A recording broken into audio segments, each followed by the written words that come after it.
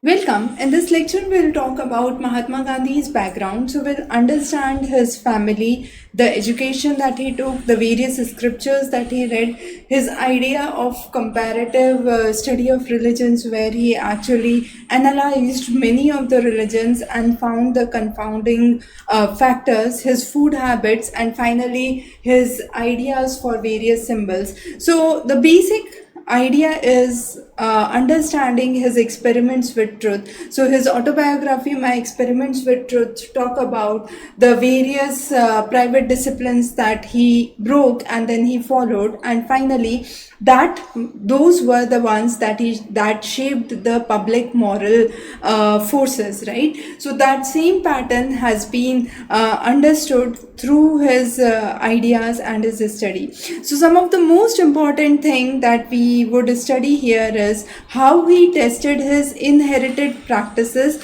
that were given to him by his parents. Then he tested his personality numerous times, specifically when he was in London, and then also understanding his ideas for truth, his judgment and call for the truth, and finally converting those into a social principle where he also followed the idea of being a strict vegetarianism, more towards a vegan lifestyle that we would understand. So his life could be understood as a continuous experiment with self rule and following those self rules to the best. So let's understand with his family structure first. So, understanding his family first, we would see that his ideas were very, very foundational.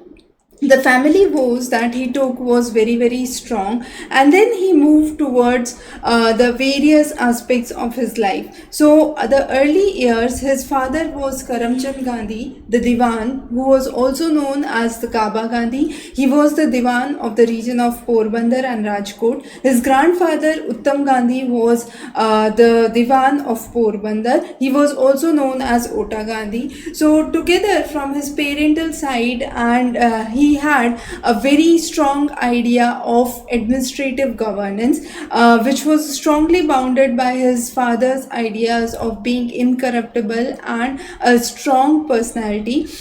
He also followed the vows that his mother gave him, following the ideas of a Jain monk, Becharaji Swami.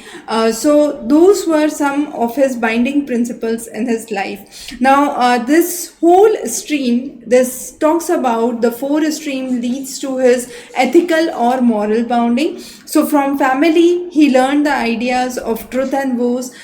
From schooling, he learned the idea of self-correction. A very good example was when his spelling was mistaken and he was asked to copy it. He refused to copy it, and it talked about his strong bindingness to abiding to the truth and the values that was percolated from his family.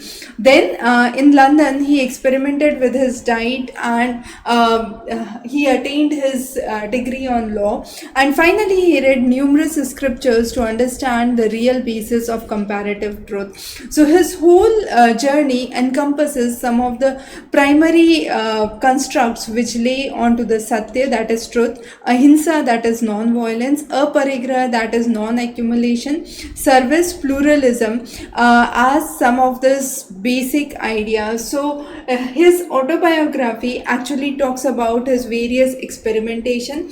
The scriptures that he read varied from Gita, Ramayana, Jain scriptures to Buddhist compassion to Christianity and Parsi and Islamic philosophies. So this whole idea talks about his continuous pattern for having vows, experiments, moving towards self-criticism, and finally applying it for public good and public welfare. So his practices were very, very important because he judged it through the truth and finally applied it for the benefit of the social cause as a social principle.